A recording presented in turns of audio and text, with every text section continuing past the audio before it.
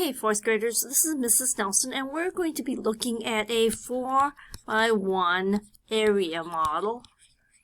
And we're going to find the area of this model, if I can spell model correctly. So, a 4x1 area model will look something like this. You will get your rectangle, and you will get a problem.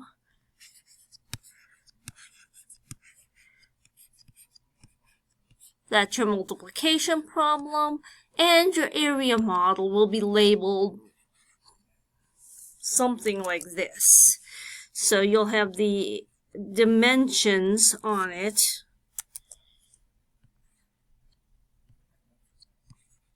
And then you'll have 4 right there. Alright, so looking at this, when you go ahead and you label it, you will be breaking this guy up. Okay? That's what you'll be doing. So we're going to break him into a couple different pieces, okay, using expanded form. So you already know, I'm going to scoop this over just a little bit, that you have to break this 3,692. You need to expand him out. 3,692. And then with that, you're going to multiply each of those times 2.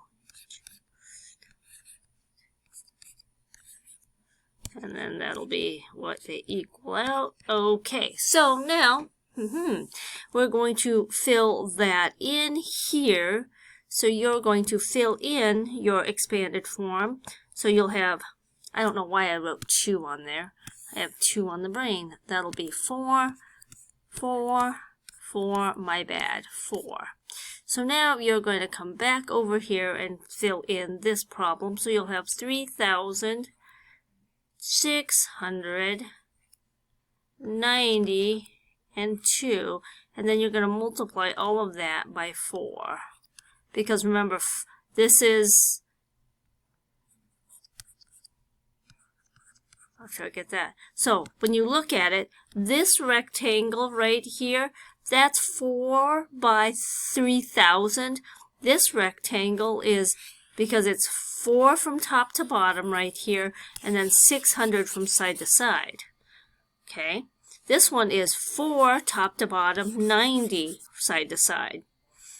This is 4 by 2. Now, I didn't make the dimensions perfect on here, and I didn't want to, but that is how they are. So you have 4 from top to bottom, 4 cubes, and 3,000 along the side.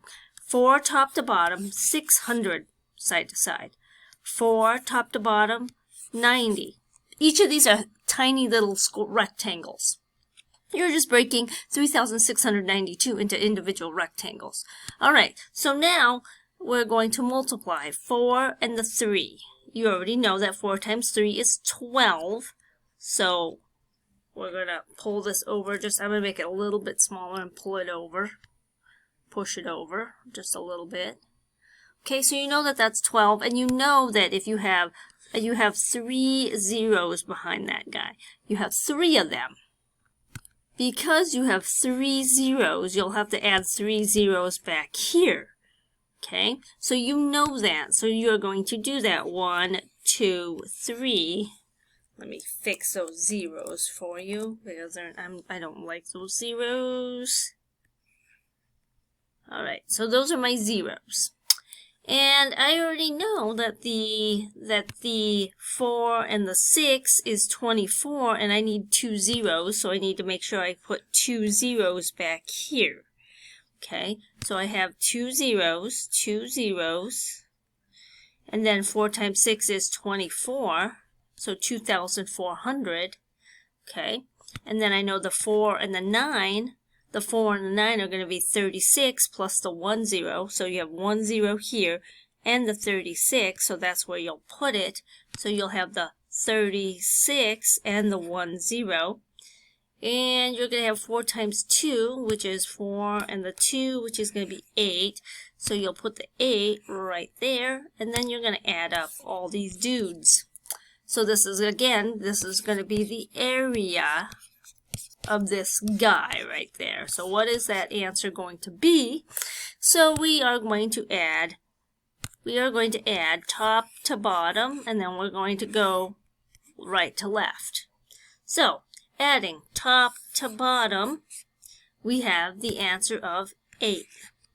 Again, top to bottom, I'm going to get the answer of 6. Again, top to bottom, and the answer is going to be 7. Top to bottom, and that answer is going to be 4. Top to bottom, and that answer will be 1. So your area answer is 14,768 something. It could be feet squared, it could be centimeters, it could be anything. All right, next we're going to look at finding perimeter of this guy. I'll see you on the next video.